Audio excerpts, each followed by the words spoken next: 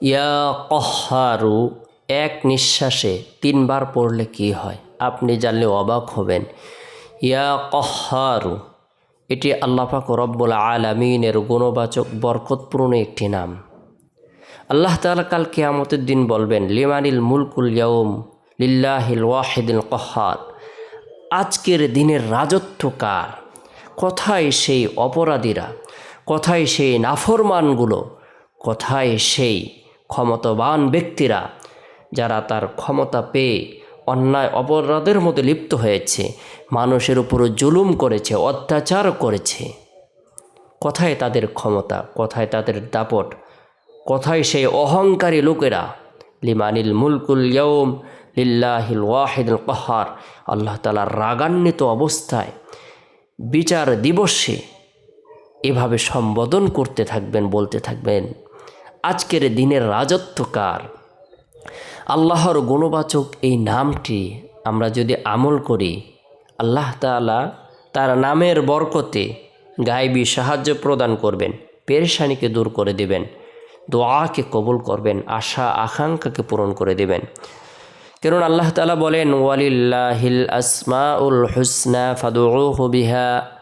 আল্লাহ পাক রব্বুল আলামিনের জন্য রয়েছে সুন্দর সুন্দর নামসমূহ, সুতরাং তোমরা তার সুন্দর নাম ধরে আহ্বান করো, তাকে ডাকো, আল্লাহ পাক রব্বুল আলামিন তোমাদের ডাকে সাড়া দিবেন।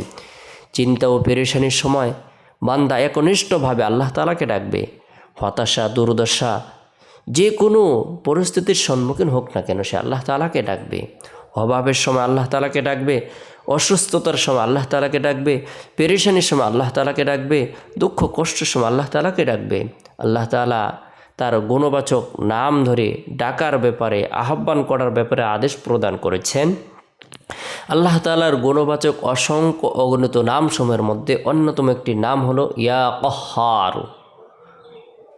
ইয়া কহ্হারু নামটি আমরা বিশেষ করে যে কোনো ফরজ নামাজ সম্পূর্ণ করার পর নিরিবিলি এক পরিবেশের মধ্যে বসে গুনাহ মাফের উদ্দেশ্যে তওবার নিয়তে যদি 3বার ইস্তিগফারের আমল করে নেই, আস্তাগফিরুল্লাহ রব্বি মিন কুল্লি যামবি ওয়া আতুবু ইলাইহি, আস্তাগফিরুল্লাহ রব্বি মিন কুল্লি যামবি ওয়া আতুবু ইলাইহি, এরপরে নবী সাল্লাল্লাহু আলাইহি সাল্লামের প্রতি মহব্বত রেখে, ভালোবাসা রেখে, আন্তরিকতা রেখে 3বার যে কোনো দুরুদের আমল করে নেই। ছোট্ট দুরুদ হলো সাল্লাল্লাহু আলাইহি সাল্লাম, উত্তম দুরুদ হলো দুরুদে ইব্রাহিম, যে দুরুদটি আমরা নামাজের মধ্যে পড়ে থাকি, এটি হলো উত্তম দুরুদ শরীফ। এরপরে এক শ্বাসে, এক নিঃশ্বাসে ইয়া কহ্হারু ইয়া কহ্হারু ইয়া কহ্হারু 3বার আমল করার পরে আল্লাহ তাআলার দরবারে সাহায্য কামনা করব,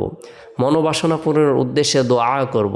আল্লাহ তাআলা তার নামের বরকতে কঠিন ও জটিল বিপদ দূর করে দিবেন, শত্রুর হাত থেকে নিরাপত্তা দান করবেন, জালিমের জুলুম থেকে নিরাপত্তা দান করবেন, হিংসুকের হিংসা থেকে, পরনিন্দাকারীর পরনিন্দা থেকে আল্লাহ তাআলা নিরাপত্তা দান করবেন।